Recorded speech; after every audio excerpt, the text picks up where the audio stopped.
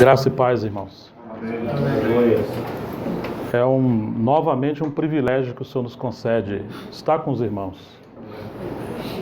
É uma porta que o Senhor abre no meio de um tempo obscuro, de tanta batalha, esse tempo que nós vivemos, que antecedem a volta do nosso Senhor. E o Senhor tem zelado pela sua palavra, para edificar a sua casa, seu testemunho. E a nossa agenda, na verdade, é a agenda do Senhor. Devemos orar para não nos movermos fora da direção do Senhor. Então, cremos que esse tempo é um tempo que o Senhor reservou para nós. E o nosso coração está cheio de alegria. Que bom rever os irmãos, o irmão Juvenal, o próprio Billy. Estou muito feliz de estar com o Billy. O Enoque chegou aí, meu coração saltou de alegria, porque veio lá de Búzios, né? Deve ter trabalhado com o Enoque e a esposa Mônica, né? Então, assim, é bom estar com todos vocês, né? Eu trago saudações dos irmãos de Montemor, da grande região de Campinas, que envolve 19 cidades. Também irmãos de São Paulo, irmãos do Nordeste. Vários irmãos estão orando por esse tempo que estamos viajando. Irmãos que estão mais próximos de nós e estão sempre nos cobrindo em oração. Nós não estamos numa conferência, estamos numa visita, num tempo mais doméstico de comunhão, né? Eu tenho o encargo de compartilhar um pouco da restauração da casa do Senhor. E hoje esses dias estando em oração, o que repartir com os irmãos aqui em Macaé? Então nós vamos abrir um pouco sobre o livro de Ageu. Vamos passar rapidamente, tocar em alguns pontos que sejam uma palavra de encorajamento aos irmãos. Nós vamos abrir primeiro o livro de Esdras, para pegar um pouco o contexto histórico. Esdras capítulo 4, vou só pontuar algumas passagens.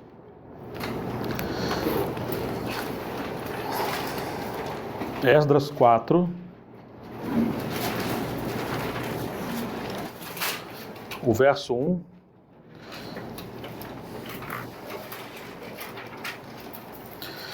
Ouvindo os adversários de Judá. Obrigado, querido.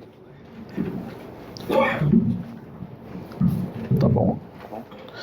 Ouvindo os adversários de Judá e Benjamim, que os que voltaram do cativeiro edificavam o templo ao Senhor, Deus de Israel, chegaram-se a Zorobabel e aos cabeças de famílias e lhe disseram: deixai-nos edificar convosco, porque, como vós, buscaremos o vosso Deus.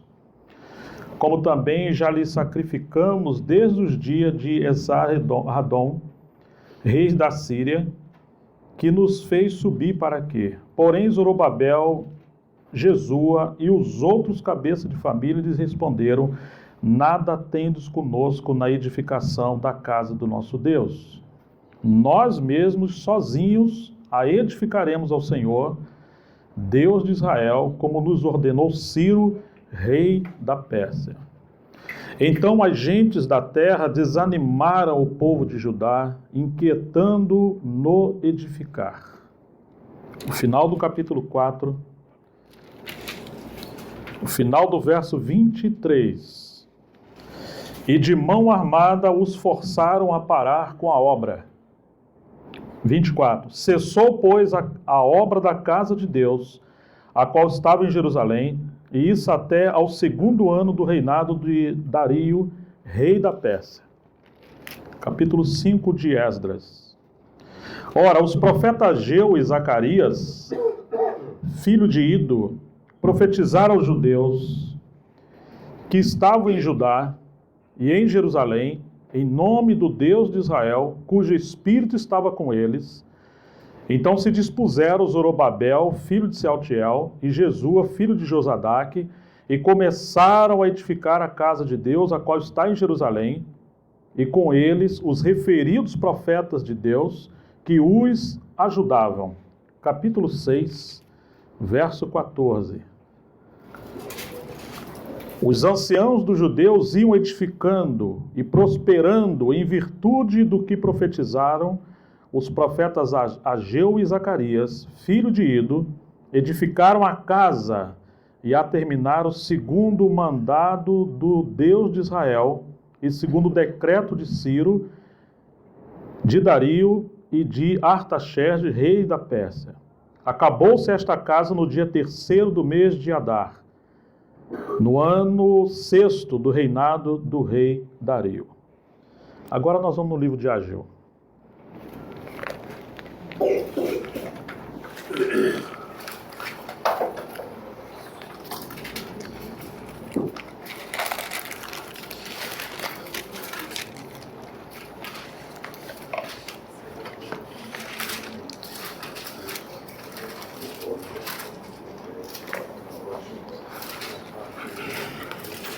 Ok?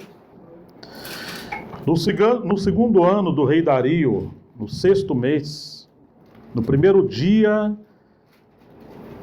do mês, veio a palavra do Senhor por intermédio do profeta Ageu a Zorobabel, filho de Selatiel, governador de Judá, e a Josué, filho de Josadaque, o sumo sacerdote, dizendo: Assim diz o Senhor dos Exércitos, este povo diz, não veio ainda o tempo em que a casa do Senhor deve ser edificada. Veio, pois, a palavra do Senhor por intermédio do profeta Ageu, dizendo: Acaso é tempo de habitar de vós em casas apaineladas, enquanto esta casa permanece em ruínas? Ora, pois, assim diz o Senhor dos Exércitos, considerai o vosso passado. Tendes semeado muito e recolhido pouco. Comeis, mas não chega para fartar-vos.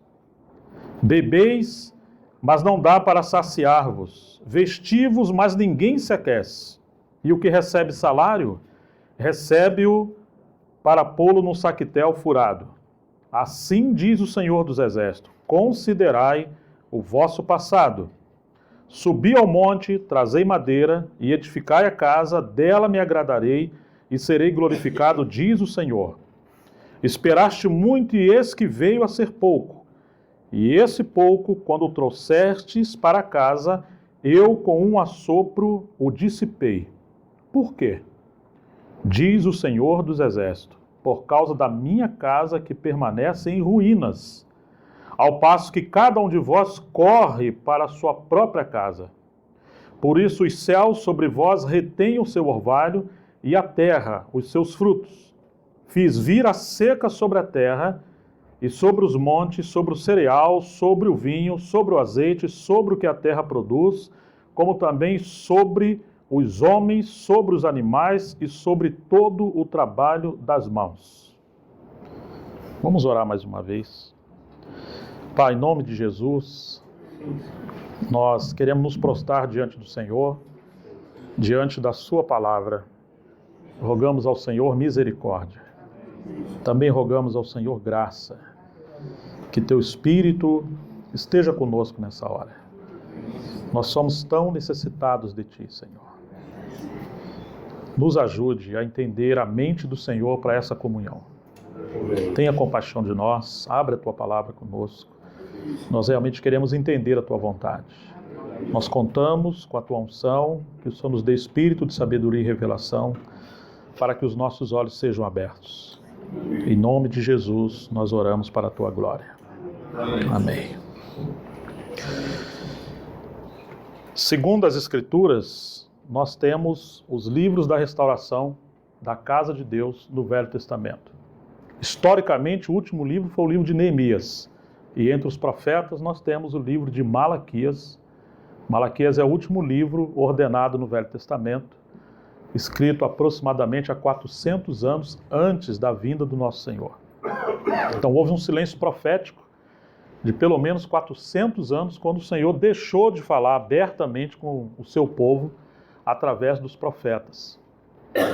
Quando o Senhor voltou a falar foi quando o seu filho, de maneira clara, ele foi ao Jordão, os céus se abriram, porque até então os céus estavam fechados, e o Senhor falou: este é meu filho amado em quem me comprazo. Aí ele ouviu. E se ele ouvir, ele falou em Mateus 17, mas este é meu filho amado em quem me comprazo, os céus se abriram, o Espírito Santo veio em forma de pomba e pousou sobre o nosso Senhor. No Velho Testamento, o povo de Deus, especialmente no livro de Jeremias, ele se rebelou contra os caminhos do Senhor. aquele povo que foi chamado para ser o testemunho do Senhor, que o Senhor os tirou do Egito com mãos fortes, sob asas de águia, e os trouxe a mim. Foi assim que o Senhor falou em Êxodo 19. O Senhor queria que o seu povo fosse levado a Ele, não apenas que saísse do Egito, da opressão, para ir em uma terra que mana leite e mel e ficarem livres das opressões do Egito. Deus queria um povo para comunhão com Ele. Deus queria um reino de sacerdotes. Deus queria família. E Ele queria um testemunho para ser um exemplo a todas as demais nações. Então, seu povo peregrinou, chegou em Canaã, e nós temos então as histórias do Velho Testamento, até chegar no período de Davi, quando Davi edifica uma casa, prepara os materiais para edificar a casa do Senhor, e Salomão edifica a casa do Senhor. Mas chega um tempo que o povo entrou em desobediência profunda. Na verdade, desde que o povo passou a peregrinar no deserto, eles se rebelaram muitas vezes contra o Senhor. Mas uma vez que o povo desobedeceu ao Senhor, o Senhor teve que permitir Nabucodonosor, rei da Babilônia, invadir Jerusalém. E aquele povo foi levado cativo para a Babilônia. O templo foi destruído, os materiais da casa de Deus, os vasos da casa de Deus, todos aqueles instrumentos foram levados cativos para a Babilônia. Eles não imaginavam que Deus permitiria algo assim. Tanto que eles clamavam várias vezes, casa do Senhor ou templo do Senhor. Segundo os historiadores, Jerusalém foi destruída e reedificada cerca de 20 vezes. Provavelmente uma das cidades e nações que mais foi destruída e reedificada. Aquela casa, aquele lugar. O povo então ficou cativo por 70 anos. Jeremias tinha o seu coração incendiado de fogo, porque ele viu o fogo que ia consumir Jerusalém. Era um homem de Deus, mas como o Senhor falou a Jerusalém, o nosso Senhor falou que muitas vezes ele quis juntar Jerusalém como a galinha junta os seus pintinhos debaixo das suas asas, e eles não quiseram. Então ele clama, né? Jerusalém, Jerusalém, que matais os profetas e apedrejais os que te são enviados. Você imagina o povo de Deus apedrejar a boca de Deus? Os profetas de Deus? Os homens de Deus? Por quê? Porque Jerusalém se tornou um sistema religioso que vivia em torno de si mesmo. Eles queriam Deus, queriam o poder de Deus, não exatamente Deus. Eles queriam a proteção de Deus, mas não para servir a Deus, mas para ficarem livres dos seus adversários. E o Senhor teve que permitir por amor isso ao seu próprio povo. O povo ficou cativo 70 anos. Nesse período de cativeiro, muitos jovens que entraram em Babilônia permaneceram vivos, e um deles foi Daniel. No final da vida de Daniel, lá no seu livro, capítulo 9, ele entendeu, examinando as escrituras proféticas do Velho Testamento, que o tempo que o Senhor profetizou que o cativeiro de Jerusalém duraria era de 70 anos. Então chegou o tempo e Daniel começa a orar de maneira incisiva segundo as Escrituras. Eles passaram por muitos processos dentro de Babilônia. Mas Daniel manteve o seu coração voltado para Jerusalém, orava com o coração e o seu rosto voltado para Jerusalém. Ele não se contaminou com as iguarias do rei de Babilônia. Deus ouviu a oração de Daniel. Um servo, um anjo do Senhor, uma autoridade, foi enviada para trazer resposta a Daniel. Mas lendo o final do livro de Daniel, você vai encontrar que o príncipe da Pérsia, uma potestade maligna, se interpôs àquela autoridade angelical enviada pelo Senhor para trazer resposta a Daniel, e houve uma batalha nos céus, porque aquele príncipe, aquela potestade, operava a potestade em Babilônia e agora na Pérsia. O povo de Deus estava cativo não apenas por uma questão circunstancial histórica, mas porque haviam potestades malignas que operavam através dos reis da Babilônia e da Pérsia. Então, amados, aquela batalha durou cerca de 21 dias. E o Senhor enviou uma outra autoridade angelical para pelejar, e eles venceram essa batalha nos céus. Enquanto isso, Daniel ficou jejuando e orando 21 dias. A resposta do Senhor veio, e o Senhor deu várias orientações a Daniel. Na cronologia, Esdras vem depois de Daniel. Então nós temos 1 Crônicas e 2 Crônicas, que foi Esdras que relatou. Esdras foi um escriba que o Senhor usou para coletar os livros do Velho Testamento e ordenar. Depois de Daniel, vem então o período de Esdras. E a gente vê no capítulo 1 do livro de Esdras, que Ciro, ele foi despertado pelo Espírito do Senhor. Os seus olhos foram abertos. E ele disse que o Deus dos céus lhe deu todos os reinos, todas as nações da terra, e o fortaleceu, porque Deus queria uma casa edificada em Jerusalém. Ele foi diferente do rei Nabucodonosor, que falou que aquela Babilônia ele edificou com seu braço para sua glória. A soberba se assenhorou do coração do rei Nabucodonosor. Ele não reconheceu o Deus dos céus. Então ele ficou louco e ele foi pastar com os animais. Isso acontece quando a soberba entra no coração do homem. Ele perde o bom senso. Irmãos, e o Ciro viu isso. E ele manda passar um pregão a todo o povo do Senhor que estava ali dentro do seu reino, que quem era pelo Senhor poderia voltar a Jerusalém e edificar a casa do Deus dos céus, porque Deus habitava não no seu reino, Deus habitaria em Jerusalém. Eram cerca de 100 mil judeus nesse período. Somente 5% ouviu a palavra do Senhor, voltou seu coração a Jerusalém, e eles então deixaram aquele contexto babilônico para voltar a Jerusalém para restaurar a casa. Eles constituíram bens, patrimônios, mulheres, aprenderam cultura, tiveram benefícios, aprenderam a negociar, prosperaram. Jerusalém era uma região devastada, uma cidade devastada, sem fundamento, sem muros, tudo queimado, não tinha nada lá, só tinha ruína, do ponto de vista histórico. Mas o coração de Deus estava em Jerusalém. Aqueles que eram pelo Senhor abandonaram o princípio de Babilônia e voltaram para Jerusalém. Mas você pode imaginar um remanescente que voltaram para reedificar a casa de Deus em Jerusalém. E isso é uma escolha, porque é uma perda do ponto de vista humano e um ganho do ponto de vista espiritual. A nossa vida nesse tempo presente ela é muito curta, é um finhasco realmente. Teremos uma eternidade inteira e a verdadeira riqueza não é essa que temos aqui na terra. A verdadeira riqueza é o próprio Senhor, o nosso maior tesouro. Eles voltaram, a primeira coisa que eles edificaram foi o altar. Não foram as muralhas, não fortificaram uma cidade para eles se protegerem do inimigo. Eles restauraram o altar, porque o altar fala da posição do nosso Senhor. Representa a cruz de Cristo. O lugar onde Deus recebe o homem é em Cristo, o Cristo crucificado. Deus passou a ser o Deus dos céus, deixou de ser o Deus dos céus e da terra. Porque, segundo Ezequiel, a glória de Deus voltou para os céus, quando a apostasia entrou. Quando se restaura o altar, então você está atraindo a presença de Deus de volta novamente para a terra. Como Jesus orou: venha a nós o teu reino, seja feita a tua vontade, assim na terra como é feita nos céus. Deus quer encontrar corações que ardem por Ele, pelo seu propósito, para a sua presença poder voltar e operar entre os homens e edificar a sua casa. Então eles restauraram o altar, mas o altar significa morrer.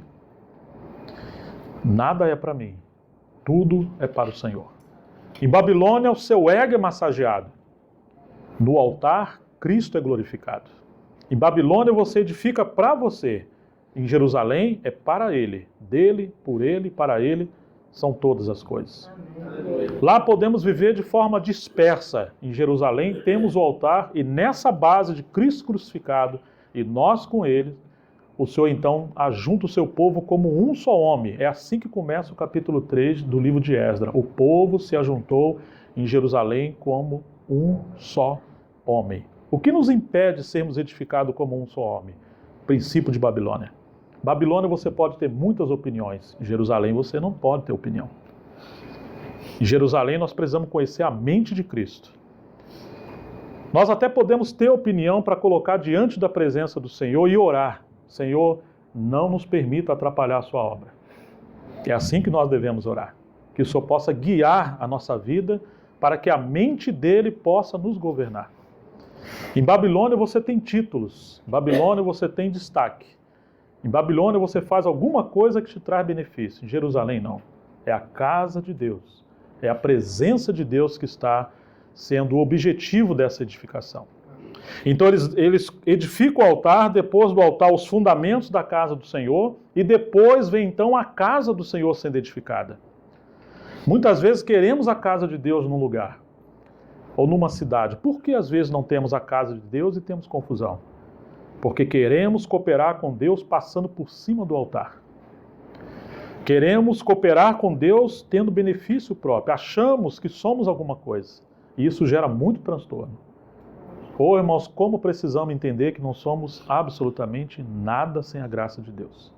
Que precisamos tanto da misericórdia do Senhor, para o Senhor realmente abrir os nossos olhos e nos mostrar que Ele nos quer primeiramente em comunhão com Ele e aprendermos juntos. Eles começaram a edificar a casa do Senhor, como nós lemos, mas os opositores, no capítulo 4 de Esdras, quando eles viram que a casa estava sendo edificada, eles vieram então enviados pelo inimigo. No começo você vê 3 homens, Gesem, Sambalate e Tobias, e eles querem edificar juntos. A gente às vezes quer ser muito democrático, ecumênico, né? Queremos incluir todas as pessoas, né? Afinal nós somos um. Irmão, nós somos um em Cristo, mas não somos um com o pecado. Não podemos ser um com aquilo que Cristo não aprova.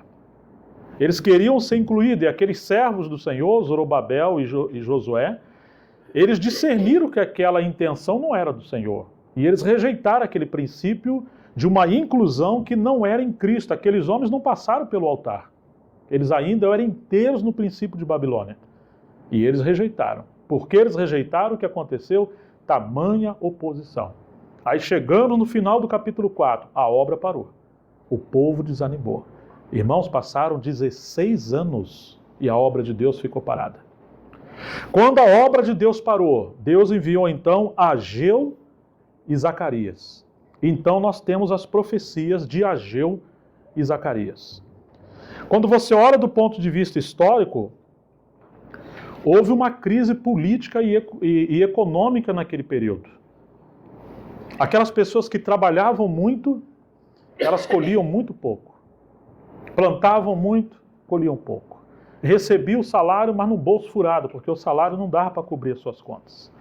Então houve uma crise, parece também que hoje, aqui no Brasil, na América do Sul, nós também estamos em crise. Se você olhar do ponto de vista externo, puxa, o PT fez uma ruína no Brasil. Não deixa de ser uma certa verdade. Mas nossos olhos precisam ir além disso. Porque quando você vê o livro de Ageu, nós temos alguns paradoxos aqui que precisamos ser assombrados por ele. O primeiro é que diz assim: este povo diz, não veio ainda o tempo de edificar a casa do Senhor, mas veio o tempo, Deus pergunta, de vocês edificarem a casa de vocês? Então, em primeiro lugar, irmãos, a casa de Deus não é o lugar do povo falar. Babilônia você pode falar. Quantas vezes as opiniões destroem a obra do Senhor? Romanos 14, Paulo fala, não destrua a obra de Deus por sua comida ou sua opinião. Nós podemos destruir. Eu acho, eu penso, eu sinto. E a gente às vezes vive por aquilo que achamos, sentimos e pensamos. Temos que desconfiar de nós mesmos, mais do que desconfiar do próprio diabo. Porque ele está do lado de fora. Mas o diabo que habita em nós, entre aspas, ou seja, a nossa natureza maligna, a nossa natureza humana, e enganoso é o coração do homem mais do que todas as coisas. Eu não falo da personagem dele, eu falo de uma natureza de pecado, como disse Paulo, o bem que eu quero fazer eu não faço, o mal que eu não quero esse eu faço, quando eu quero fazer o bem, o mal está diante de mim. Se o bem que eu quero fazer eu não faço, o mal que eu não quero eu faço, já não sou eu. É o pecado que habita em mim. Então ele descobriu essa natureza, e essa natureza é um problema. Porque se deixar, nós vamos querer servir a Deus baseado nessa natureza humana, nessa natureza caída, e vamos querer controlar o próprio Deus. Por isso que Paulo fala que não se gloriava na carne, ou seja, em si mesmo, no que ele pensava, no que ele achava, nos seus talentos naturais. Ele se baseava no próprio Espírito do Senhor, que atuava no seu espírito. Então, irmãos, quando nós encontramos o livro de Ageu, nós encontramos que o Senhor envia esse profeta junto com Zacarias para fortalecer o povo e ajudar o povo a discernir a natureza do problema que eles estavam vivendo. Esse povo fala isso, mas não é isso. Esse não é o problema. Tanto que se você olhar, nós estamos em Ageu, vira um pouco a página, vai ao capítulo 3, vamos.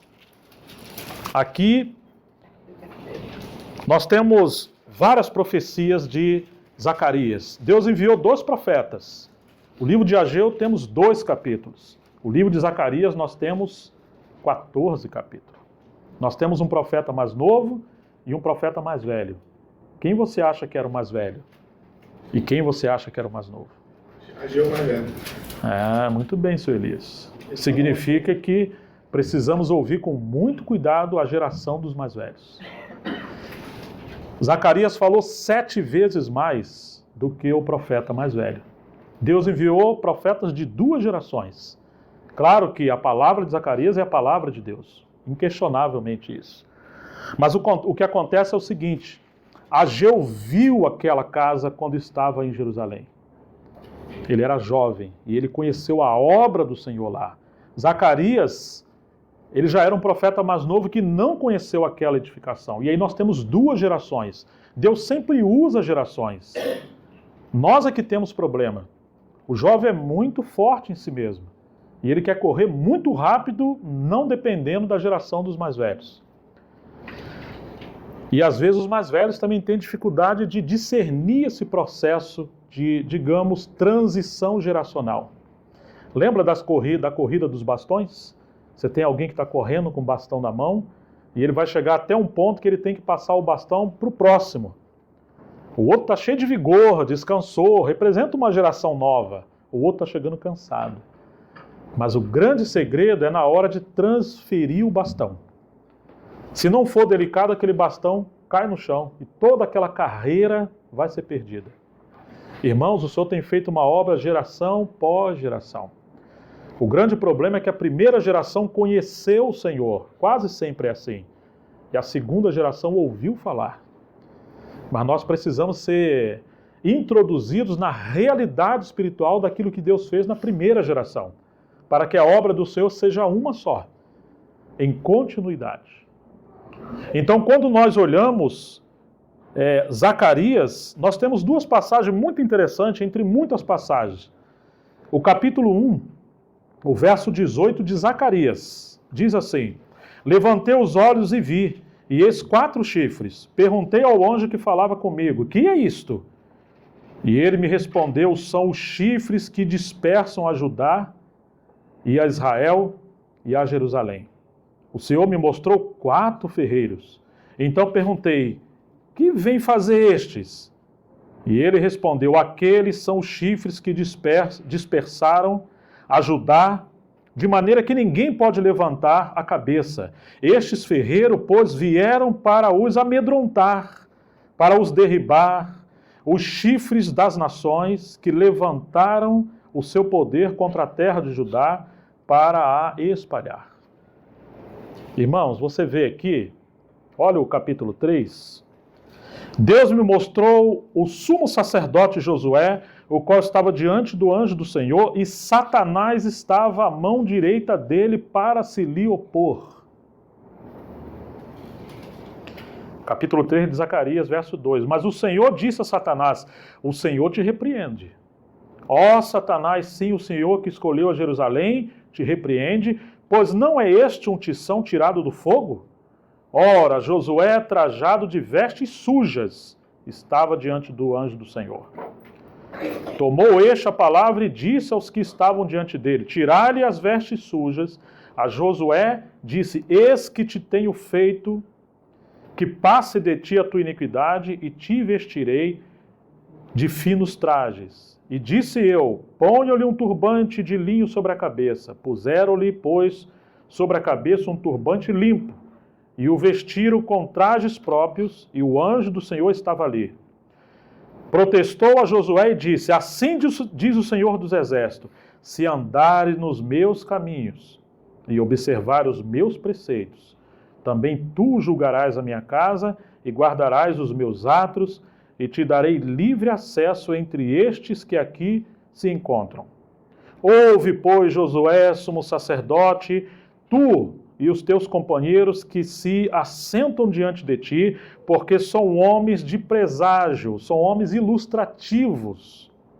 Eis que eu farei vir o meu renovo, o meu servo. Então você encontra essas passagens em Zacarias, você vê essa situação do capítulo 1. Espíritos malignos que são enviados para dispersar o povo de Deus, para gerar caos no meio do povo de Deus, para que o Senhor não tenha uma casa edificada em Jerusalém. E agora, quando o povo é animado pela profecia do Senhor, desde o capítulo 1 de Esdras, Satanás se opõe. E ainda que ele se opõe contra todo o povo do Senhor, mas Josué e Zorobabel são aqueles servos do Senhor que o Senhor deu encargo pioneiro de ir na frente. Você vê que as vestes de Josué estão sujas, ou seja, ele não é 100% adequado, mas Deus escolheu ele. E Satanás se opõe. Muitas vezes nós não discernimos que estamos numa profunda batalha espiritual. E se o inimigo puder, ele vai usar o povo de Deus para se opor a Josué e Zorobabel. Quantas vezes, irmãos, temos tantos problemas e nós não discernimos, nós lutamos contra as pessoas e não discernimos a nossa natureza, que é indigna de confiança, precisa estar no altar sempre, tomando o princípio da cruz de Cristo, vivendo pelo Espírito Santo, se movendo pelo Espírito Santo, para a gente não andar em si mesmo e a gente também não discerne esse ambiente de batalha espiritual. E sem nos dar conta, há causas, existem problemas terríveis que acontecem no meio da casa do Senhor, do povo de Deus. E quase sempre nós nos opomos a Josué e Zorobabel.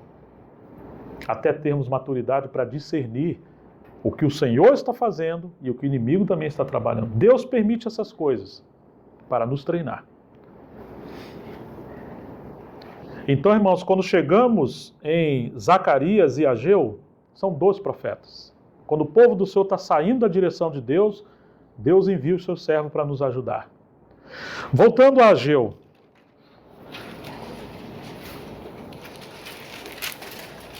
Vamos meditar um pouco em algumas porções aqui do livro de Ageu.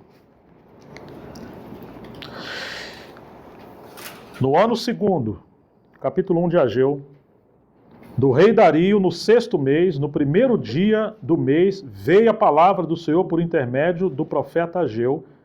E a palavra veio para quem? Primeiramente, a Zorobabel, filho de Salatiel, governador de Judá, e a Josué, filho de Josadaque, o sumo sacerdote, dizendo, porque a casa do Senhor parou de ser edificada. Capítulo 4, final do capítulo 4, e o capítulo 5 aparece Ageu e Zacarias. Irmãos, a palavra do Senhor primeiramente vem para aqueles que representam a autoridade na casa do Senhor. E isso precisa ficar claro para nós. Nós precisamos reconhecer que Deus é um Deus de princípio. A igreja não é um lugar de democracia. A igreja é um lugar da teocracia. É o lugar do governo de Deus sobre nós. Claro, é um lugar também de coinocracia, que é o lugar do governo de Deus através da comunhão de irmãos e irmãs mais maduros. Mas quando nós perdemos esse encabeçamento do Senhor, quando nós perdemos a direção do Senhor, quando todo o povo de Deus se distrai, o Senhor chama a responsabilidade primeiramente dos irmãos mais velhos, que ele colocou a direção da casa do Senhor. No Velho Testamento, o Senhor colocou à noite aquela coluna de fogo e durante o dia a nuvem para guiar o povo do Senhor. E haviam aqueles que tocavam a trombeta para dar direção como o povo de Deus deveria prosseguir. Aquilo representa o ministério profético na igreja. Quando o Senhor se move, ele espera que aqueles irmãos mais experimentados, eles compreendam a direção do Senhor para guiar o povo do Senhor a edificar o tabernáculo aonde o Senhor quiser, naquelas jornadas que representam a peregrinação do povo do Senhor. Então, irmãos, primeiramente o Senhor chama a responsabilidade dos irmãos mais velhos. Isso mostra que os irmãos mais velhos devem zelar primeiramente em manter a sua vida de intimidade com Deus. Os mais velhos que eu falo não é um irmão tão velhinho de cabelo branco, viu, Elias? Mas são irmãos que o Senhor deu responsabilidade espiritual. Claro que o irmão Juvenal, conheço ele há muitos anos. Ele realmente é um irmão que o Senhor levantou para isso. Muitos irmãos querem servir na igreja, querem opinar, querem abrir a palavra, mas você está ouvindo o que o Senhor está falando? Você gasta tempo diante de Deus? Temos preservado uma vida no altar? Lembra de Antioquia? Havia em Antioquia, na igreja de Antioquia, profetas e mestres que serviam ao Senhor com jejum e oração. E eles, orando e jejuando, disse o Espírito Santo: separai-me agora Saulo e Barnabé para a obra que os tenho chamado. Deus espera que os seus servos estejam diante dele. E quanta oposição, irmãos, nós enfrentamos para estar diante do Senhor. E qual que era o problema, a natureza do problema aqui? Esse povo diz: irmãos que são mais velhos precisam, com a graça do Senhor, com a misericórdia do Senhor, eu falo isso com muito temor, a gente ter muito cuidado, porque às vezes nós nos submetemos ao povo e não a Deus. Lembra de Saul? É que o povo queria. Samuel perguntou: mas que bramido, que barulho é esse aí de boi? Eu estou ouvindo, eu mandei matar tudo. Mas é que o povo... E ele honrou mais o povo do que a Deus e por isso ele foi rejeitado. Lembram disso? Então, irmãos, esse povo diz,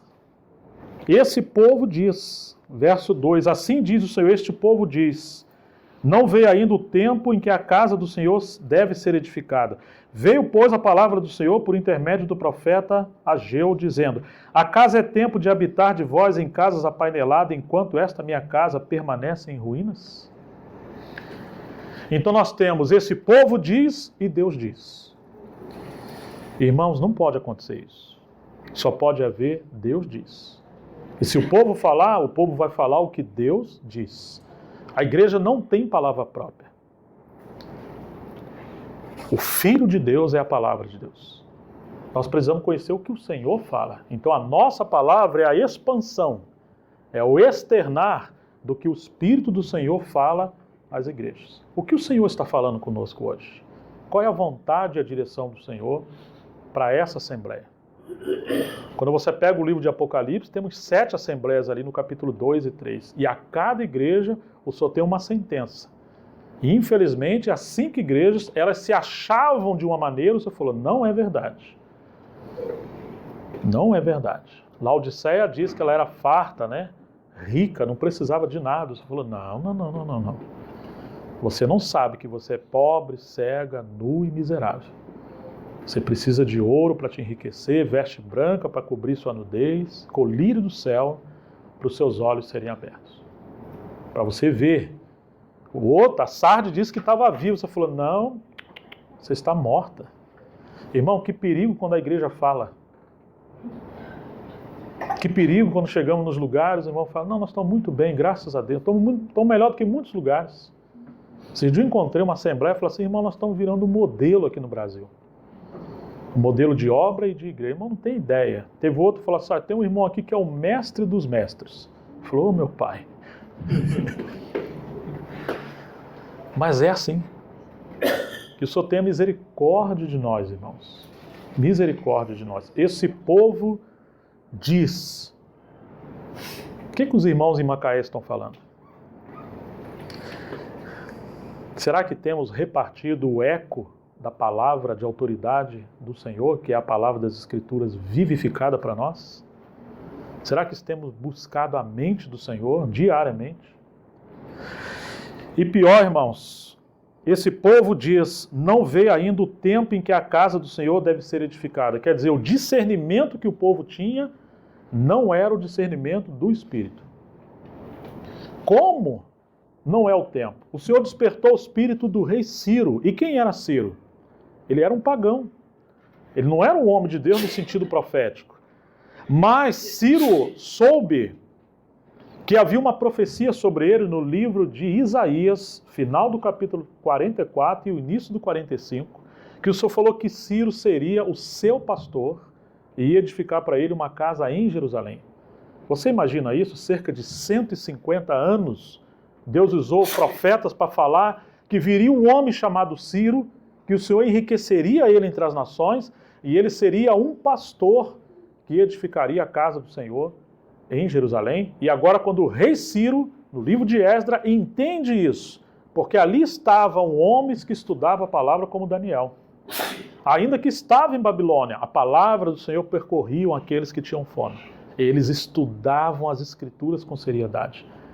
E essa profecia chegou a Ciro. Então Ciro foi despertado. Você imagina, Deus moveu os céus e a terra. Deus interviu na história das nações.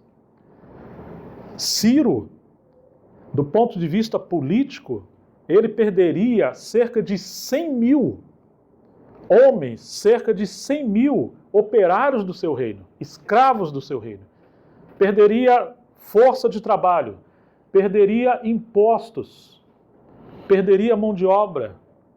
Seria uma tragédia para o seu reino do ponto de vista econômico e estratégia de guerra. Está tudo errado, um rei não faz isso. Mas ele entendeu o Senhor e ele liberou o Senhor, o povo de Deus. Só 5% voltaram. Como que agora Deus intervindo em toda a história e o povo fala, não veio ainda o tempo de edificar a casa do Senhor? Às vezes, irmãos, as circunstâncias se apertam, porque aqui começou a haver escassez econômica. O povo começou a passar muita crise. Falar, essa crise aí significa que não veio ainda o tempo de edificar a casa do Senhor. O Senhor falou, não. É o contrário. Essa crise está vindo porque vocês abandonaram a minha casa. E como o coração de vocês está nos bens naturais, na riqueza, no dinheiro, na prosperidade, então eu vou mexer nisso aí. O Senhor deu tudo para eles, como Ele deu tudo para nós, para sermos mordomos do Senhor, para edificar a casa do Senhor. Ô irmãos, quando você olha o Velho Testamento, o Senhor protegeu o seu povo de todas as guerras do passado, de todos os seus inimigos. Mas quanto mais Deus protegia e prosperava, mais obstinado eles ficavam. Em outras palavras, irmãos, se o Senhor nos protege dos inimigos, se o Senhor nos protege de catástrofes e fenômenos da natureza, se o Senhor nos dá um tempo de prosperidade na nossa nação, Ele espera que a gente possa amá-lo e servi-lo mais ainda. Mas o que aconteceu com o povo do Senhor? Eles deram as costas para o Senhor. E o que o Senhor teve que fazer? Tirar suas mãos protetoras e eles agora esvaíram e perderam tudo. Jerusalém foi destruída, seus filhos foram levados cativos, a cidade foi queimada, até eles entenderem esse princípio. Babilônia era um lugar de muitos ídolos. Às vezes, irmão, nossos ídolos são prosperidade, dinheiro, filhos, família. Só o Senhor sabe do coração de cada um de nós. Nós não sabemos. Nosso coração é... Só o Senhor sabe. Mas o que aconteceu? Não é tempo de edificar a casa do Senhor. Eu só falo, quer dizer então que é tempo da casa de vocês serem bem edificada, paineladas, acabada, enquanto a minha casa vai ficar em ruína. É o contrário. Porque agora o Senhor vai falar o seguinte, verso 3, veio, pois, a palavra do Senhor por intermédio do profeta Ageu, dizendo, acaso é tempo de habitar de vós em casas apaineladas, enquanto esta minha casa vai permanecer em ruínas? Ora, pois, assim diz o Senhor dos Exércitos, considerai o vosso passado. Vocês estão correndo tanto que vocês não param para refletir, para meditar, para estar aos pés do Senhor e entender a natureza do problema, até nacional, que eles estavam vivendo. Considerai o vosso passado. Sabe quantas vezes o Senhor fala para o seu povo considerar? Nós só temos 2 capítulos. Olha aqui, ó. Primeira vez, considerai o vosso passado no verso 5. A segunda vez, o verso 7. Assim diz o Senhor, considerai o vosso passado. E depois ele vai falar, capítulo 2, verso 6, terceira vez.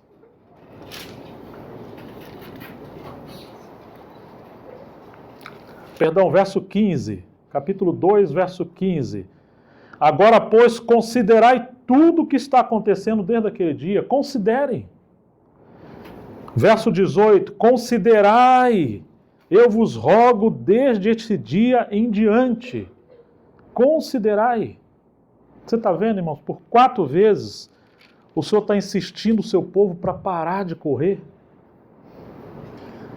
para priorizar a comunhão com Deus, para priorizar, buscar o meu reino em primeiro lugar, e as demais coisas vos serão acrescentadas, porque eles não paravam, né? Põe o seu coração nessas questões. Põe o vosso coração nessas questões. Obrigado, irmão. Que coisa séria isso, né, irmãos?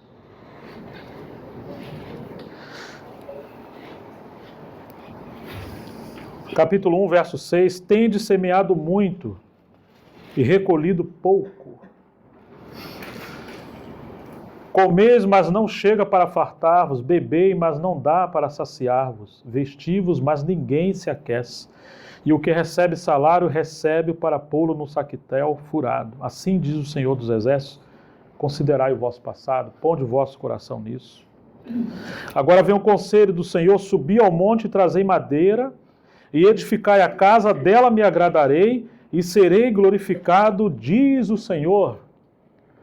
Para de ver as coisas só do ponto de vista natural e econômico. Suba ao monte. E o que é um monte na Bíblia, na figura? Na tipologia. O livro de Hebreus fala que o nosso Senhor Jesus Cristo é esse monte. Como disse o salmista, subirei ao monte do Senhor. Então, irmãos, ali, quando Jesus subiu no monte da transfiguração, você vê a glória do nosso Senhor transfigurado. Você escuta a voz do seu Pai. Nós passamos a buscar o Senhor. Muitas vezes não temos nada para cooperar com a contribuição na edificação da casa do Senhor. Por quê? Porque só estamos andando na terra, correndo atrás de coisas naturais. O Senhor fala, suba ao monte, consagrem as vossas vidas ao Senhor. E tragam madeira, ou seja, madeira quem deu foi Deus que deu. O Senhor já deu tudo que Ele espera que a gente possa adquirir para contribuir. Representa materiais da nossa contribuição para a casa do Senhor. Não podemos estar diante do Senhor de mãos vazias. Mas isso não vem do Egito, onde temos que buscar. Está em Jerusalém. Está na região ali de Jerusalém.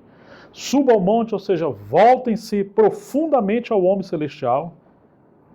Trazei madeira e edificai a casa. Vamos contribuir com a edificação do Senhor? Dela me agradarei e serei glorificado, diz o Senhor. Esperaste muito. E esse que veio a ser pouco, e esse pouco, quando trouxeste para a vossa casa, eu com um assopro o dissipei. Por quê? Diz o Senhor dos Exércitos.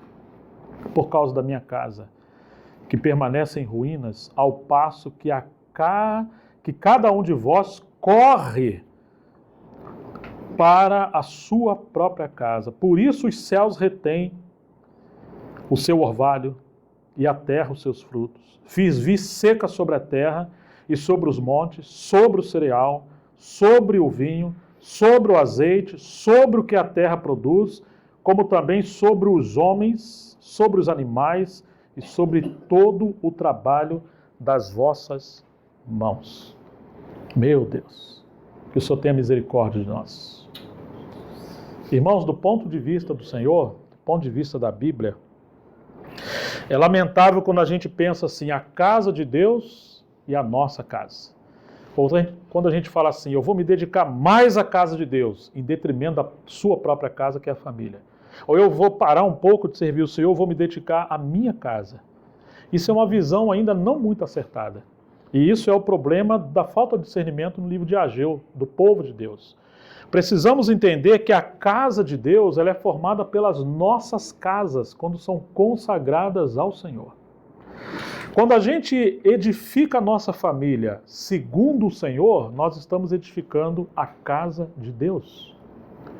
Quando a gente coopera com a casa de Deus no sentido de igreja, então o Senhor coopera com a nossa casa, que é a nossa própria família.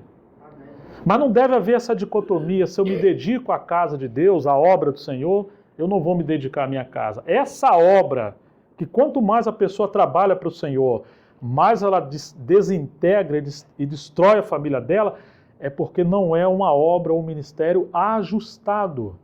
O nosso zelo é em servir o Senhor, mas o Senhor precisa nos ajustar. Quantos problemas nós temos? Irmãos que somem do serviço porque dizem que vão trabalhar mais porque precisa ajustar a sua própria casa, o seu trabalho, o seu negócio. E quanto mais ele trabalha, parece que menos dinheiro ele tem. Mais problema ele tem, mais problema na família. É claro que se você serve o Senhor de uma maneira adequada, pode ter certeza de uma coisa: nós enfrentaremos uma batalha terrível contra o inimigo. Aqui precisamos ter muito cuidado. Porque quando você lê as Escrituras, você encontrou Satanás se opondo a Josué. Você vai encontrar de Gênesis e Apocalipse que aqueles mensageiros, aqueles servos do Senhor, passam por batalha. Samuel era um homem que servia o Senhor, mas os seus filhos não serviam o Senhor. Eli era um sacerdote que servia o Senhor. Mas os seus filhos não serviam o Senhor. Davi foi um homem de Deus. Mas Absalão não conheceu o Senhor. Ou seja, irmãos, que a nossa família quase sempre ela é muito atacada. E a tentação qual que é? Eu vou parar de servir o Senhor. Nós não entendemos, às vezes, irmãos, a natureza da batalha espiritual. Eu vou parar, e aí quando as coisas se resolverem, eu volto. E às vezes as coisas se tornam piores. Nossos filhos são queridos. Deus nos deu para ele. Mas o inimigo não é querido. E às vezes o jovem não entende. A ingenuidade é muito grande. O espírito aventureiro, a cegueira é muito grande. Se o Senhor não tiver misericórdia de nós e dos nossos filhos, essa luta entra dentro da nossa família de uma maneira tão intensa, isso vai nos, trazendo um desgaste emocional, espiritual, uma depressão tão grande, que se a gente não entender o Senhor, a nossa tendência é parar tudo. E a gente às vezes larga tudo mesmo. Quantas famílias estão aí destruídas? Mas nós precisamos entender. Você lembra de Jó? Você lembra o que a mulher de Jó falou para ele? Você lembra mesmo o que a mulher de Jó falou para ele? O que ela falou para ele? Que morra. Deus não é justo. Não vale a pena. Ele te abandonou. Quer dizer, aquilo ali representa o ápice da crise de uma batalha espiritual. Porque o capítulo 1 de Jó fala que Satanás veio e se meteu ali no meio do sacrifício de Jó. Estava vindo de rodear a terra. Então, irmãos, como nós precisamos conhecer o Senhor. E que o Senhor nos ajude a não ter essa dicotomia, a minha casa e a casa de Deus. Não. Claro, temos nossa família, mas aqui é a casa de Deus também. Quantos irmãos pregam bem na igreja, mas não tem um casamento ajustado? Não tem uma vida, não honra a esposa. Quer honrar a igreja, mas ele não é nobre com a própria esposa. E é uma provação para nós. Quantas vezes nós queremos apacentar os outros irmãos, ter comunhão, e nós não sabemos lidar com nossos filhos. Por mais crise que eles estejam, precisamos amar os nossos filhos, colocar os nossos filhos diante do Senhor. Agora, os filhos também precisam entender, se puder, Satanás vai usar você para afrontar os seus pais. Você não entende. Você acha que seu pai não é bom, sua mãe não é boa, seus pais não te amaram, seus pais só trabalharam demais. Eu não falo isso para uma família ou outra, eu estou falando no sentido geral. E falo da minha própria experiência. Eu tenho 3 filhas, minha caçula está com 19. Eu sei o que eu estou falando. E acho que muitos irmãos sabem o que você está falando. Tem hora que você não sabe se é tua filha ou teu filho ou se é o diabo que está falando. Às vezes são os dois. Usando a mente, a alma. Por quê, irmãos? Porque eles não entendem a natureza da batalha. E essa é a hora de nos voltarmos ao Senhor. Com todo o nosso coração. Falar, Senhor, as mulheres, Senhor, me faça uma mulher sábia. Não, irmão, cuidado com a emoção, cuidado com a crise emocional, com essa batalha, sabe? Se você enfrentar naturalmente a batalha, ela vai se multiplicar. Nós precisamos conhecer a mente do Senhor para como lidar com cada filho, com cada situação econômica, com a crise. Só o Senhor pode nos ajudar, mas uma coisa é certa, o Senhor nos quer mais perto dele. Amém. É isso que o Senhor quer de nós. E a gente confiar nossos filhos pertence ao Senhor. O Senhor sabe Um dia, se Ele quiser, Ele vai fazer algo. Se Ele quiser. Mas nós precisamos amar o Senhor e adorar o Senhor a si mesmo. E não ter esse espírito de acusação. Eu fui um mau pai, uma mãe não adequada. Eu acho que, irmão, o inimigo é bom demais de acusar a gente. Fique diante do Senhor. Pode ser que nós tenhamos errado em muitas coisas, mas se o propósito foi acertar, o Senhor sabe do seu coração. Ele sabe disso. Mas vamos nos levantar para servir o Senhor. E entender, nossa casa e a casa de Deus precisa ser uma unidade só. A presença do Senhor dentro da nossa casa, com todos os nossos desafios. Mas essa coisa, a minha casa e a casa de Deus, não, mas eu não estou servindo porque eu me voltei para a minha casa. Ué, e a sua casa está fora de Jerusalém? Ela está lá na Babilônia ou está no Egito? Onde que está a sua casa? Precisamos restaurar o altar da nossa família. E ter sabedoria para não colocar um jugo pesado na nossa família natural, por querer servir a obra do Senhor. Mas também, quando nós estamos servindo de maneira ajustada, o Senhor abençoa você e a mim quando nós abençoamos o povo do Senhor. E essa bênção entra dentro da nossa família, dentro da nossa casa. Você cuida da casa do Senhor, o Senhor cuida da sua casa. Você abandona a casa do Senhor e falou, meu filho, parece que eu vou ter que tirar a mão um pouquinho da sua casa para você entender que você não sabe. Irmãos, nós não sabemos cuidar dos nossos filhos. Você tem uns livros aí na biblioteca, né? 7 segredos para você mudar seu casamento em uma semana. 10 maneiras de você transformar seu casamento, transformar seus filhos. Depois que você casa e sabe um pouquinho que é a graça de Deus, né? Que a gente só sabe trazer causa, você sabe que isso não funciona. Essa autoajuda aí não vem do alto. Não tem manual, não tem técnica, né? Tem a graça de Deus só. E o que Deus faz numa família, às vezes na outra família vai fazer de forma diferente. Nós precisamos da misericórdia do Senhor a cada dia. Mas fique claro para mim e para você, você não sabe, nós não sabemos criar os nossos filhos. Se você lidar com adolescente, com jovem ou com adulto, na força você vai perder. O inimigo quer isso aí, que haja um campo de guerra, porque aí o inimigo entra e vai destruir. Nós precisamos buscar o Senhor. Me lembro uma vez, na verdade, assim, revisando alguns livros sobre família, muitas coisas me tocaram muito, teve livro que eu até parei de revisar, porque foi muito forte. Mas teve um testemunho de uma irmã que ela chorava muito porque a sua filha jovem estava na prostituição. E ela era uma mulher de Deus. Só que um dia ela lá diante do Senhor, o Senhor falou para ela. Ela reclamou, o Senhor, por quê? Por quê? Por quê? E o Senhor falou, você reclama muito. Abençoa ela, ela está viva. Eu estou guardando ela. Quando ela começou a abençoar, entregar, amar, sem condenar, sem exigir. Um dia tinha um servo do Senhor andando na rua, passou em frente a uma boate, de noite. O Senhor falou para ele, entra aí nessa boate. Nossa, ele entrou. E ele entrou, o Senhor guiou ele sentou numa mesa que tinha uma jovem, linda menina, mas era uma prostituta.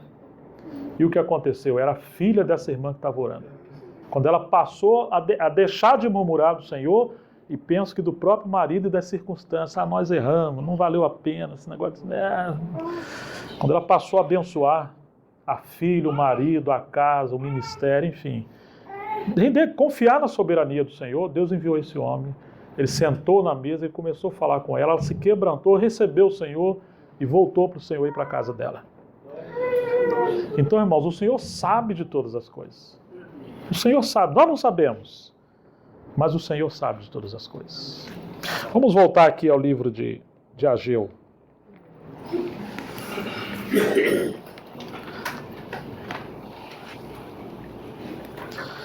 Verso 9, capítulo 1. Esperaste muito, e eis que veio a ser pouco, e esse pouco, quando trouxeste para casa, eu com um assopro dissipei. Por quê? Diz o Senhor dos Exércitos, por causa da minha casa que permanece em ruínas, ao passo que cada um de vós corre por causa de sua própria casa. Ô irmãos, a questão da mordomia. Quantas vezes nós corremos tanto nos nossos negócios e a gente tem pouco tempo com Deus? Quantas vezes edificamos nossos negócios e a nossa casa e não damos realmente o que o Senhor espera de nós? Quantos irmãos, quanto mais trabalho, parece que mais problema nós temos. Claro, no mundo tereis aflições, nós vamos sempre ter problema, né? Mas existe aquelas coisas que são disciplina espiritual. E nós precisamos entender isso.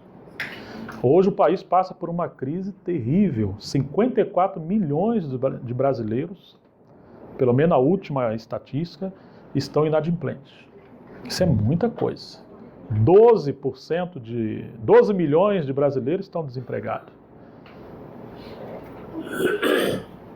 O país tem uma crise terrível política e econômica. Mais de 170 bilhões é o déficit que existe na economia brasileira. Os economistas prevêem aí 2019, alguns falam de 10 anos, de 6 anos. Se você for olhar os profetas do caos, que só profetizam miséria e destruição, você fica louco, ainda mais quem tem negócio, né? Irmão, nós precisamos voltar ao Senhor. Precisamos entender que o Senhor quer nos ensinar muitas lições no meio dessa crise. Muitas lições. Não temos que nos apavorar, mas temos que fazer o que o Senhor fala, né? Considerai, põe o seu coração. Procure entender o que o Senhor quer conosco. O Senhor falou que Paulo ia para Roma, e ele foi num navio. Chegou a determinada altura, 2 correntes que eram opostas feriram o navio, a embarcação dele, e o navio se abriu na parte de trás. E o que eles fizeram? Começaram a pegar coisas boas dentro do navio e jogar no mar, senão o navio ia afundar. No meio da crise, muitas vezes o Senhor fala conosco, olha, você exagerou. Você não precisava fazer tanto. Você não precisava comprar tanto, nem investir tanto, nem ter tanto. Foi vaidade. Você acostumou a viver com tanto, mas você vai ter que jogar isso fora. Você vai ter que diminuir, simplificar a sua vida, desembaraçar a sua vida. Você vai chegar em Roma, Paulo, mas esse navio vai afundar. E realmente o navio afundou. Perdeu muitas coisas, menos a vida. Mas, irmãos, às vezes nós vamos perder algumas coisas. Mas nós seremos salvos. Vamos perder aquelas coisas que, às vezes, nós não deveríamos nem sequer ter adquirido. E, às vezes, adquirimos, mas foi transitório, não é para sempre aquilo ali. Como disse Paulo, eu sei estar contente na fartura, na bonança, né? Na prosperidade, mas também sei estar contente no meio da dificuldade, da escassez. O Senhor está nos treinando a todos nós. Amém, irmãos?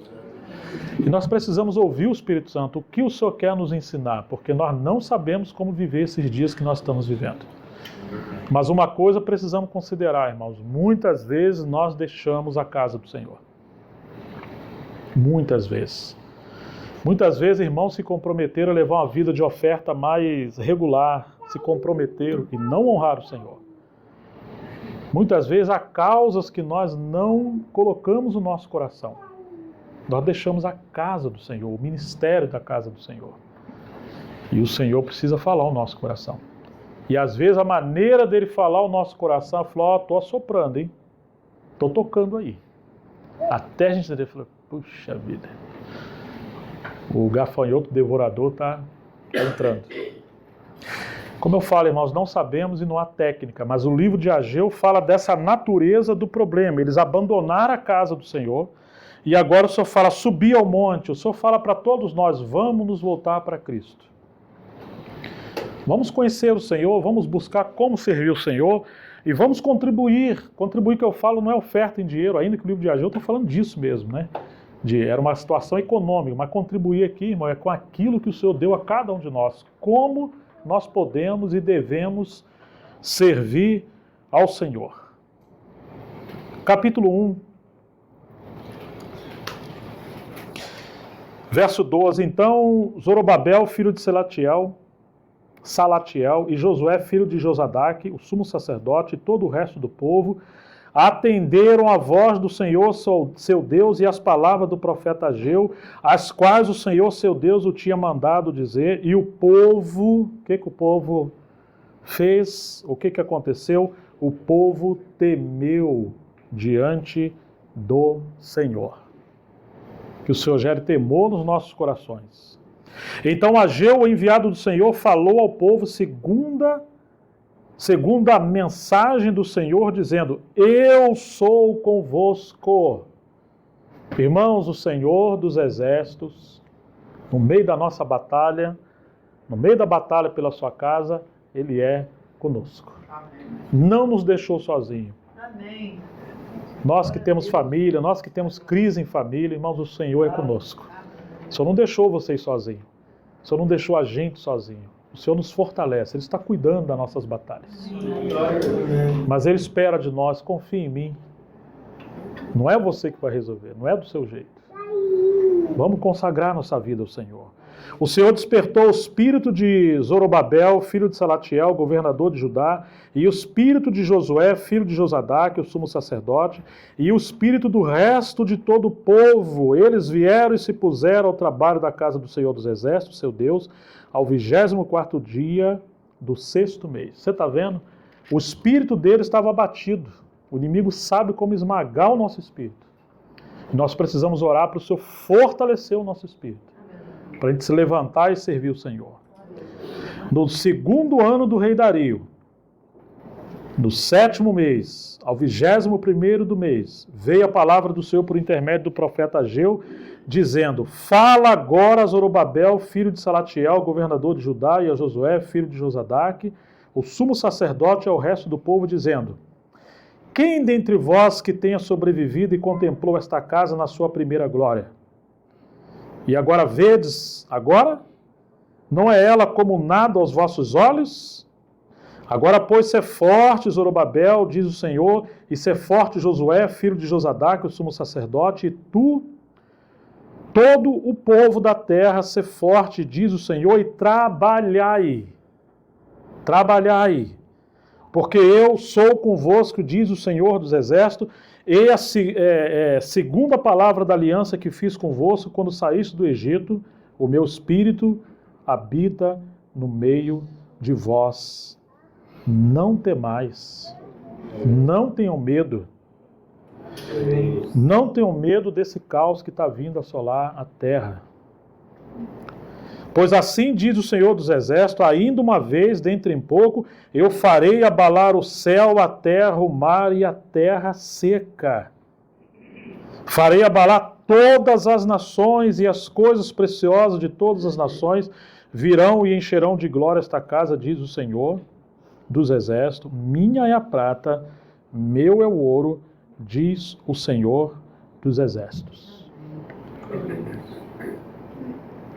Se Ele quiser, Ele provê. É minha. Aleluia. Se você sai correndo sem a presença do Senhor, seu bolso vai furar. Se você sobe o monte para edificar, o Senhor vai cuidar de você. Mas quando você olha esse grupinho de irmãos, você fala, quem dentre vocês sobreviveu, como Ageu? Muitos sobreviveram. Mas quando você pega o livro de Esdras, você vê que quando eles lançaram os fundamentos, começaram a edificar, eles estavam em pranto e chorando, só que os mais velhos choravam assim, puxa, mas isso aqui diante da glória daquela casa, isso aqui não é nada. Os mais velhos precisam ter esperança e uma palavra de fé para ajudar os mais novos, a não desencorajar os mais novos. Muitas vezes os irmãos falam, não vai dar nada não. Só um povinho, é um grupo, esse negócio não prospera, todo ano chega aqui os mesmos irmãos. E isso é uma palavra de desencorajamento. Tem irmãos que participaram de um avivamento, de uma obra, de um ministério, né, tão forte, tão ungido, quando vê esse tempo de escassez lá. E a gente tem que ter cuidado com isso. Dos irmãos mais velhos serem pais de esperança, de fé, de fortalecer os irmãos a prosseguirem. E ele agora está dizendo, eu vou abalar o céu, a terra e a terra seca. Em outras palavras, não coloque o seu coração nessa terra. Amém. Não coloque o seu coração nessa terra. Quando vê aquela crise nos Estados Unidos, uma crise econômica e imobiliária, aquela bolha imobiliária que estourou, deve fazer o quê? Uns 8 anos atrás, mais ou menos? Setembro de 2008, né? Eu lendo os artigos, né? Cerca de 50% dos divórcios e desintegração de família que ocorreram nos Estados Unidos foram consequência de crise financeira nas famílias. Você imagina isso? Os fundamentos e os princípios que eles viviam como família eram baseados na economia e na prosperidade. Foi abalado, não tem por que ficar junto, porque eles acostumaram com o padrão de vida. E muitos não sobreviveram e se divorciaram. Irmãos, não vamos colocar o nosso coração nessas coisas. Nós não somos dessa terra, nós somos do céu. Se o Senhor nos deu coisas nessa terra, é para sermos mordomos do Senhor. Mas não corra tanto. Amém. Não corra tanto. Estejamos diante do Senhor para conhecer o propósito do Senhor para cada um de nós. O que de fato o Senhor quer. Também não é para ser devagarzinho, não. É para a gente estar diante do Senhor. Tem hora que tem que trabalhar muito. Se o Senhor nos dirige assim, mas sobretudo tem que ser a direção do Senhor conosco. Amém, irmãos? O Senhor nos dirigir. Mas Ele vai abalar a terra. Virão catástrofes, virão coisas terríveis sobre a terra. Isso aconteceu em outros tempos e virá no final dos tempos. O livro do Apocalipse fala de um terremoto que abalou o mundo inteiro. Houve tsunami na Ásia, quantas coisas terríveis, né?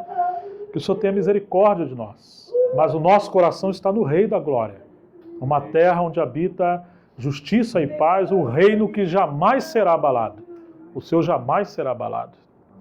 A glória desta última casa será maior do que a primeira, diz o Senhor dos Exércitos, e neste lugar darei a paz, diz o Senhor dos Exércitos. É claro que no pensamento hebraico, o irmão Kemp Morgan, falando sobre esse assunto, ele disse que não é muito adequado falar a glória dessa primeira casa será maior do que a da segunda casa. Ele falou, não tem primeira e segunda, tem a casa de Deus. O que ele diz é que virá uma glória tão ampla, tão grande, porque diz respeito à segunda vinda do Senhor, e vai ter uma igreja gloriosa que vai ser preparada como noiva para a segunda volta do Senhor. E nós devemos ter o coração cheio de esperança com essas coisas. Ao 24º dia do mês 9, capítulo 2, verso 10, no segundo ano de Dario, veio a palavra do Senhor por intermédio do profeta Ageu, dizendo, assim diz o Senhor dos Exércitos, pergunta agora aos sacerdotes a respeito da lei. Se alguém levar carne santa na orla da sua veste e ela vier a tocar o pão, ou no cozinhado, ou no vinho, ou no azeite, ou em qualquer outro mantimento, ficará isso santificado? Responderam os sacerdotes, não. Então perguntou a Ageu, se alguém que se sinta tornado impuro pelo contato com um corpo morto, tocar em alguma destas coisas, ficará ela imunda? Responderam os sacerdotes, ficará imunda. Deus está perguntando aos sacerdotes. Então prosseguiu Ageu, assim é este povo e assim é esta nação perante mim, diz o Senhor. Assim é toda a obra das suas mãos, e o que ali oferecem, tudo é imundo. O povo precisava ser purificado. Precisava haver santificação. Santidade convém à casa do Senhor. Agora, pois, considerai tudo isso que está acontecendo desde aquele dia, antes de pôr de pedra sobre pedra no templo do Senhor. Antes daquele tempo, alguém vinha a um monte de 20 medidas e havia somente 10. Vinha ao lugar para tirar 50 e havia somente 20. Eu vos feri com queimaduras e com ferrugem e com saraiva em toda a obra das vossas mãos, e não houve entre vós quem voltasse para mim, diz o Senhor. Considerai, eu vos rogo, ponde o vosso coração nisso, desde esse dia em diante, desde o 24º dia do mês 9, desde o dia em que se fundou o templo do Senhor, considerai nestas coisas. Já não há semente no celeiro. Além disso, a videira, a figueira, a romeira e a oliveira não têm dado seus frutos. Mas desde esse dia eu vos abençoarei. Uma hora ele fala, eu estou convosco, e agora que o povo voltou para edificar, ele fala, eu vou abençoar vocês. Ele vai voltar para ouvir as necessidades. Ele supriria aquele povo. Não porque ele queria enriquecer aquele povo, mas porque ele se agradou que o povo se voltou a edificar a sua casa. Oh, irmãos, o Senhor quer o nosso bem. Mas Ele quer o nosso bem para a gente representar o seu coração. Terminando, vê a palavra do Senhor, segunda vez a Ageu, ao 24º dia do mês, dizendo, fala a Zorobabel, governador de Judá, eu farei abalar a terra e o céu. Derribarei o trono dos reinos, destruirei a força dos reinos das nações, destruirei o carro e os que andam nele, os cavalos e os seus cavaleiros cairão, um pela espada do outro. Naquele dia, diz o Senhor dos Exércitos, tomar-te-ei, ó Zorobabel, filho de Salatiel, servo meu, diz o Senhor, e te darei como um anel de selar, porque te escolhi, diz o Senhor dos Exércitos. Haverão recompensas na segunda vinda do nosso Senhor. para aqueles que forem fiéis no Senhor nesse tempo de adversidade. Oh, meu Deus. O Senhor não abandona aqueles que o servem. Ô irmãos, que nesse tempo que nós estamos vivendo, possamos ser renovados, encorajados a sermos fiéis ao Senhor, a cooperarmos com a casa do Senhor. Não sejamos como aquele povo, o povo diz. Não, precisamos conhecer o que o Senhor fala.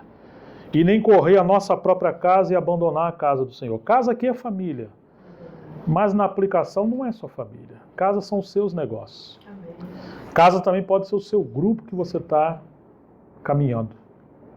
Muitas vezes a gente abandona a comunhão e a gente quer edificar um reino particular para nós. Tem muitos irmãos andando desintegrados, mas o Senhor quer restaurar a sua casa. Não é em torno de um ministério, de uma obra, de uma experiência, nada disso. Amém. É um ambiente da presença de Deus para que o nome do nosso Senhor esteja acima de todas as coisas. Amém. Ah, não dá para dar junto. Não, não dá. Se o nosso ego estiver acima de tudo. Mas se o Senhor colocar um altar e a gente edificar o altar com Ele, onde a cruz está nos moldando junto, então nós poderemos caminhar juntos com o Senhor. Amém. Ele quer uma casa, que possamos honrar o Senhor e romper com esses espíritos malignos que vêm para destruir, para desintegrar a comunhão dos irmãos, abalar as famílias, abalar a nossa economia, que possamos voltar o nosso coração 100% ao Senhor. Que o Senhor seja glorificado, irmãos, que Ele encoraje a cada um dentre nós. Vamos orar ao Senhor, né? Pai, em nome de Jesus, como nós falamos hoje, muitas coisas nós não sabemos, nós não entendemos, mas nós queremos ouvir a palavra profética de Ageu e Zacarias.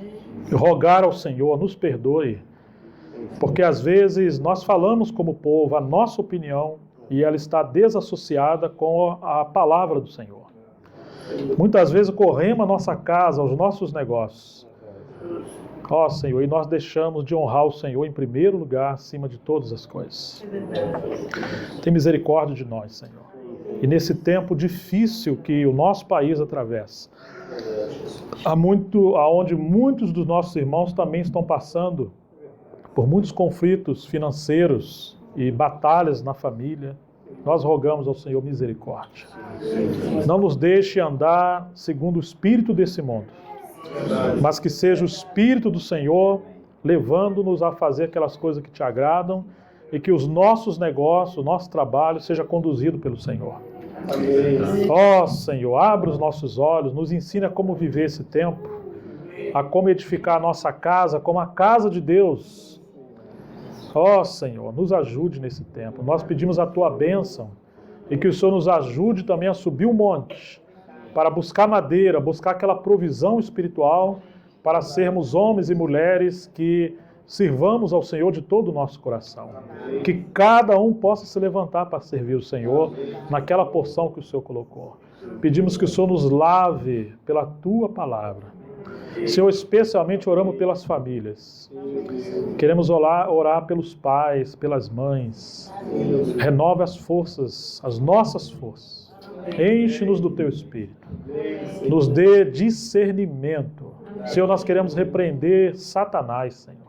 Repreender o espírito desse mundo que vem se alojando muitas vezes na mente e na alma dos nossos filhos. Um espírito de rebelião e de mundanismo, nós repreendemos. E nós, mais uma vez, consagramos nossos filhos ao Senhor. Que eles sejam restaurados.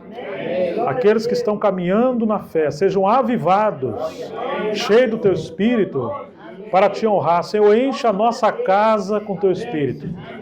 Enche a nossa família com Teu Espírito. Que a igreja seja formada por famílias cheias do Teu Espírito. Eu e minha casa serviremos ao Senhor, disse Josué. Que assim seja conosco também, Senhor. Que em cada cidade, especialmente aqui em Macaé, o testemunho do Senhor possa prosperar. Que a Tua bênção seja sobre os nossos irmãos, que o Senhor renove as nossas forças para a Tua glória, Senhor, para a Tua habitação, para a Tua casa edificada, em nome de Jesus, Teu Filho. Amém. Amém, queridos. Senhor nos abençoe e nos dê graça. Amém.